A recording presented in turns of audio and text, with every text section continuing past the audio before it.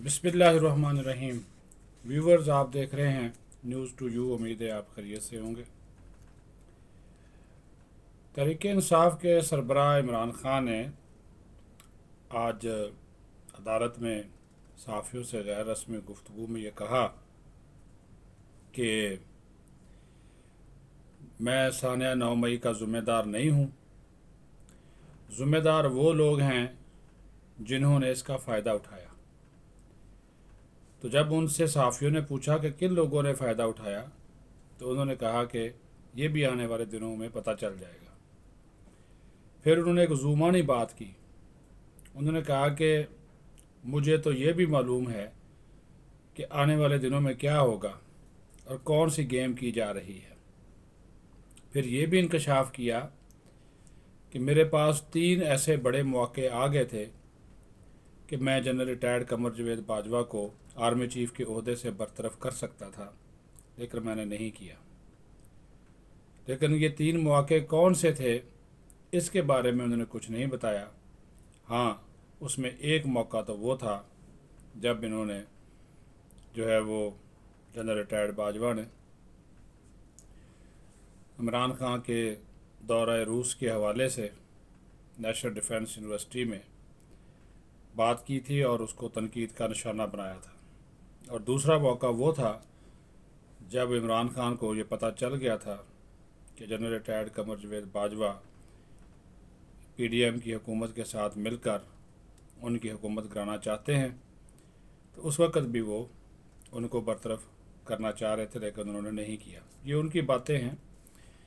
दूसरी तरफ अब ये चीज़ देखने की है कि वो ये कह रहे हैं कि इसका फ़ायदा किसको हुआ। फ़ायदा तो सबसे बड़ा फ़ायदा तो इमरान खान ने ख़ुद उठाने की कोशिश की। इमरान खान की ये कोशिश थी कि 9 मई को जो कुछ हुआ, वो प्लानिंग ये थी कि ये तुर्की की तरह हो। लोग बाहर निकले, फ़ौजी तनसीबात पे हमला करें, फ़ौज आगे से रिएक्शन दिखाए, तो जनाब फिर वहाँ पे मार कुटाई खाना जंगी की कैफियत हो, और फिर ये जनाब लोग फ़ौज के ख़िलाफ़ खड़े हो जाएं और फ़ौज घुटने टेक दे और इमरान खान हुकूमत में आ जाए तैयब अर्दवान की तरह। वो प्लानिंग फ़ेल हो गई। तो फ़ायदा तो इमरान खान साहब ख़ुद उठाना चाहते थे। अब वो कह रहे हैं जी ये जिन जिन लोगों ने ये करवाया है उन्होंने फ़ायदा लिया। कौन करवाएगा? फ़ौज तो करवा नहीं सकती। फ़ौज का तो अपना नुकसान हुआ।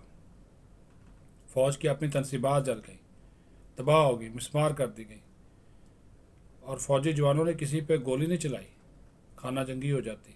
यही तो इमरान खान चाहता था। पीडीएम क्यों करवाएगी?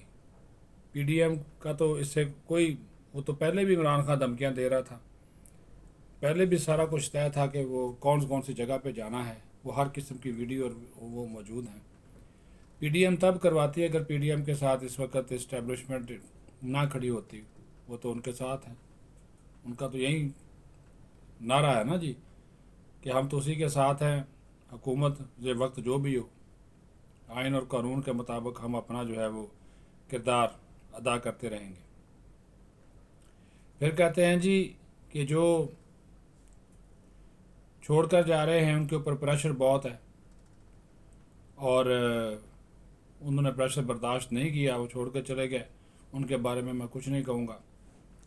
फिर उन्होंने ये भी कहा कि एक जो हमारा कौमी सलामती का अदारा है उसके ऊपर इल्ज़ाम लगाया कि जो हमारे जो रहनुमा हैं ये पंजाब के, तो उन्होंने कहा कि महमूद साहब, तो उन्होंने कहा कि वो उनके ऊपर तशद्दुद किया गया उस इदारे की जानब से, मियाँ महमूद जो है, तो वो उन्होंने कहा कि उनके ऊपर तशद्दुद किया गया। फिर वो ये अपनी बहन का रोना धोना वो लगे रहे। असल कहानी ये है कि मौसूफ़ इस मुल्क से फ़रार चाहते हैं, और जो इन्होंने फील्डिंग सेट की हुई है, जो बैरूनी दुनिया के लोगों के साथ ये राब्ते में हैं, जो आलमी लॉबीज़ के साथ ये राब्ते में हैं, ये अमेरिका या बरतानिया फ़रार होना चाहते हैं, क्योंकि इनको पता चल गया कि यहाँ पे इनकी दाल नहीं गलने वाली। आइंदा 2-3 हफ्तों में इनके ख़िलाफ़ बाकायदा केसेस का ट्रायल शुरू होने वाला है। इनकी गिरफ़्तारी भी हो जाएगी। राना सनाउल्लाह ये बात कह चुके हैं اب تو جان نہیں چھوٹنے والی نا، آپ اپنی چوری کا وہ ملبہ کسی اور پہ نہیں ڈال سکتے. وہ کہتے ہیں نا جی چوری اوپر سے سینہ زوری، تو وہ حال ان کا ہے. میں بات کر رہا تھا کہ فرار ہونا چاہتے ہیں. 2 ملک انہوں نے منتخب کیے ہیں، امریکہ اور برطانیہ. ان دونوں میں سے کسی ایک ملک میں جائیں گے. اور جمائمہ خان، میں بار بار کہتا ہوں کہ جمائمہ خان اس کے اوپر کام کر رہی ہیں کہ ان کو یہاں سے نکالا جائے. یہودی لابی ہے یا عالمی لابی ہے جس کا یہ حصہ ہے. وہ جو میجر گورو ہے انڈیا کا، میجر ریٹائرڈ گورو، اس کا ایک ویلاگ سن لیں، آپ کو سمجھ آ جائے گی. وہ کہتے ہیں جی کہ عمران ہر وہ کام کرتا ہے، ہر وہ زبانی کام کرتا ہے جو کہ امریکہ کے خلاف ہو، اور ہر وہ تحریری کام کرتا ہے جس سے امریکہ کو فائدہ ہو. یہ بہت بڑی بات ہے. کہتا جو اوپر اوپر سے وہ دکھائے گا کہ وہ امریکہ کے خلاف ہے، لیکن اندر سے وہ امریکہ کے ساتھ ہے، ان کے مفادات پورے کر، اور اس نے مفادات پورے کیے.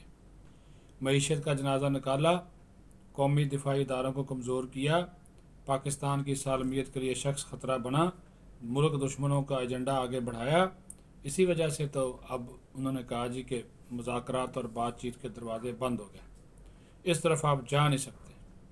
اور دوسری طرف چیزوں کو اگر آپ گڈ مڈ کرنے کی کوشش کریں گے تو وہ چیزیں آپ کے الٹا اس کے اوپر ریئیکشن ہوگا. تو اب یہ باہر بھی اپنی شرائط پہ جانا چاہتے ہیں. ویسے کہہ رہے ہیں کہ میں بیرون ملک نہیں جاؤں گا، ویسے کہہ رہے ہیں کہ میں بیرون ملک نہیں جاؤں گا، اندر سے خواہش ہے کہ مجھے بیرون ملک لے جایا جائے. پھر اس کا یہ الزام دیں گے اسٹیبلشمنٹ کو کہ دیکھیں انہوں نے مجھے زبردستی باہر بھجوایا. اس پی ڈی ایم کی حکومت کو الزام دیں گے. لیکن باہر سے وہ ظلم خلیل زاد، جس کو کوئی دوسری مرتبہ سالن بھی نہ دے، پانی بھی نہ دے، وہ پیسے لے کر ہر ہفتے عمران خان کے حق میں ٹویٹ کرتا ہے، کیونکہ اس نے باہر لابیز ہائر کر رکھی ہیں عمران خان نے، جو اس کے لیے وہاں پہ بیرون ملک لوگ بیٹھے ہوئے ہیں. وہ اس کو پیسے دیتے، وہ ٹویٹ کر دیتا، اس کا کام یہی ہے. اس نے تو اپنا ملک بیچ دیا افغانستان. اس کے لیے اس نے کیا کیا؟ جو افغانستان کے حالات ہے اس کا سب سے بڑا ذمہ دار تو یہ خود ہے ظلم خلیل زاد. نمائندہ خصوصی تھا نا ہماری، یہ جب ٹرمپ کی جب حکومت تھی تو اس نے کیا کیا؟ تو جو اپنے ملک کا سگا نہیں ہو سکا وہ ہمارے ملک کا سگا ہوگا، جو ہمیں سبق پڑھانے آ گیا. حقائق کو ڈسکارڈ کر رہا ہے، حقائق کو جناب بالکل مسخ کر رہا ہے، حقائق کے برعکس پیش کر رہا ہے، منفی چیزیں. فوج پاکستان پہ تنقید، اس کی قیادت پہ تنقید. بھئی نئی پارٹی بنے، پرانی پارٹی کرے، تمہیں کیا، تم ہمیں اچھے لگتے ہو؟